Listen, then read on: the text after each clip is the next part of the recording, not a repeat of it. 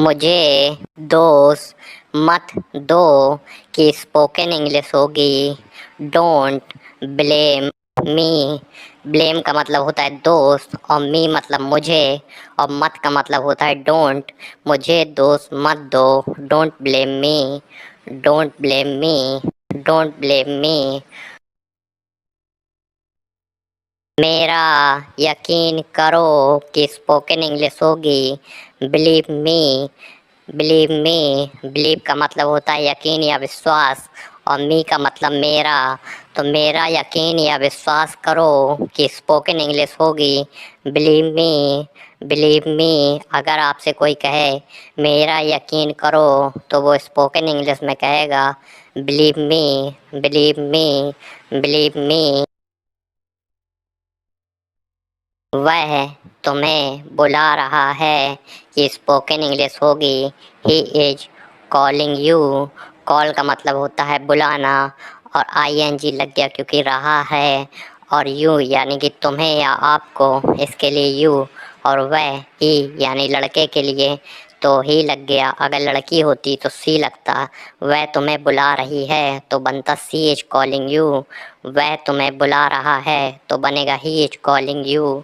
वह तुम्हें बुला रहा है ही इज कॉलिंग यू। जैसे आपसे कोई कहे ही इज कॉलिंग यू तो आप समझ जाइएगा कि वह तुम्हें बुला रहा है यानी लड़के के लिए। हद हो गई कि स्पोकन इंग्लिश होगी this is too much. This is too much, जैसे कि कोई आपकी खिंचाई कर रहा है, आपकी मौज ले रहा है और आप कहें बहुत ज़्यादा हो गया, हद हो गई, तो आप स्पोकन इंग्लिश में कहना this is too much. This is too much, बहुत हो गया, हद हो गई, बहुत हो गया, तो आप स्पोकन इंग्लिश में कहना this is too much. This is too much, हद हो गई या बहुत हो गया के लिए स्पोकन इंग्लिश में कहा जाएगा this is too much. This is too much. तुम कभी नहीं सुधरोगे कि स्पोकन इंग्लिश होगी यू विल नेवर चेंज।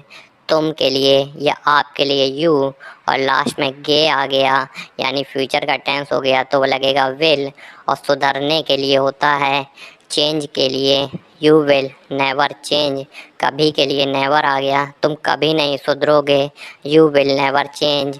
या फिर आप कह सकते हैं तुम कभी नहीं बदलोगे यू विल नेवर चेंज। दोनों का सेम रहता है यू विल नेवर चेंज, तुम कभी नहीं सुधरोगे या तुम कभी नहीं बदलोगे यू विल नेवर चेंज।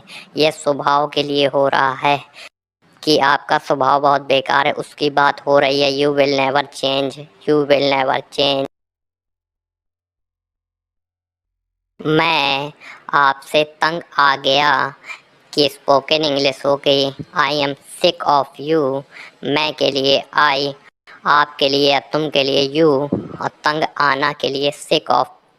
तो मैं आपसे तंग आ गया आई एम सिक ऑफ, या मैं आपसे परेशान हो गया I am sick of you. मैं आपसे परेशान हो गया I am sick of you. दिखावा मत करो कि स्पोकन इंग्लिश होगी don't show off. Don't show off. Show off का मतलब होता है दिखावा करने से, शो ऑफ दिखावा करना, और डोंट का मतलब होता है मत। तो दिखावा मत करो don't show off.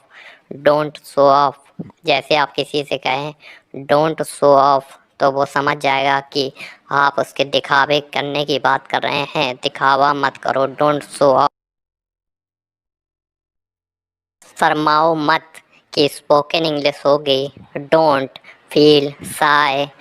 Don't feel shy. Don't feel shy, जैसे कि कुछ लोग शर्माते ज़्यादा हैं तो अगर अब वो शर्मा रहे हों तो आप उनसे कहें डोंट फील शाय तो वो समझ जाएगा कि वो शर्माने की बात कर रहा है। शर्माओ मत डोंट फील शाय, शर्माने को स्पोकन इंग्लिश में कहते हैं शाय और यानी कि मत के लिए आ गया डोंट। तो शर्माओ मत डोंट फील शाय, शर्माओ मत डोंट फील शाय। मैं ऐसा इंसान नहीं हूँ कि स्पोकन इंग्लिश होगी I am not such a person, I am not such a person. मैं के लिए आई और हु के लिए एम और नहीं के लिए नॉट और ऐसा इंसान के लिए सच अ पर्सन। मैं ऐसा इंसान नहीं हूँ, I am not such a person.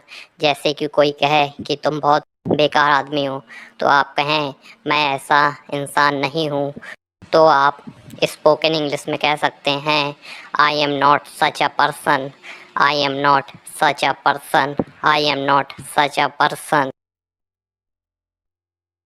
क्या आप मुझे सुन सकते हैं कि स्पोकन इंग्लिश होगी can you hear me, can you hear me.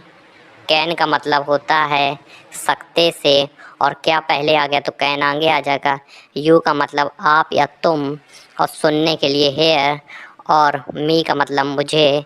तो क्या आप मुझे सुन सकते हैं, can you hear me, can you hear me. जैसे कि आप किसी से फ़ोन में बात कर रहे हो और लाइन कट हो जाए तो आप कहें क्या आप मुझे सुन सकते हैं, तो आप स्पोकन इंग्लिश में कहिएगा can you hear me, can you hear me, can you hear me. लिख के ले लो कि स्पोकन इंग्लिश होगी mark my word, mark my word. जैसे कि हम किसी से कहें लिख के ले लो ऐसा होगा, यानी कि ये ज़रूर होगा, लिख के ले लो।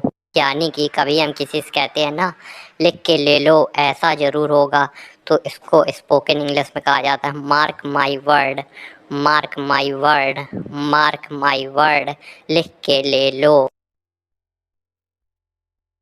यह क्या बदतमीजी है कि स्पोकन इंग्लिश होगी what the hell, what the hello. क्या के लिए व्हाट, और बदतमीजी या बेवकूफ़ी के लिए हेल का इस्तेमाल करेंगे। यह क्या बदतमीजी है या यह क्या बेवकूफ़ी है कि स्पोकन इंग्लिश होगी what the hell, what the hello. जब भी कोई किसी से ऐसी बदतमीजी करे जो आपको पसंद ना आ रही हो, तो आप स्पोकन इंग्लिश में कहिएगा what the hell, what the hell. ये क्या बदतमीजी है, what the hell, what the hell. तुम भरोसेमंद हो कि स्पोकन इंग्लिश होगी you are trustworthy, you are trustworthy. तुम के लिए या आपके लिए यू हो यानी कि आर, यू आर ट्रस्टवर्दी भरोसेमंद या विश्वास लायक, ट्रस्टवर्दी, यू आर ट्रस्टवर्दी। तुम भरोसेमंद हो, यू आर ट्रस्टवर्दी। जैसे कि आप किसी से कहेंगे यू आर ट्रस्टवर्दी, तो सामने वाले को लगेगा कि यह भरोसेमंद की बात कर रहा है।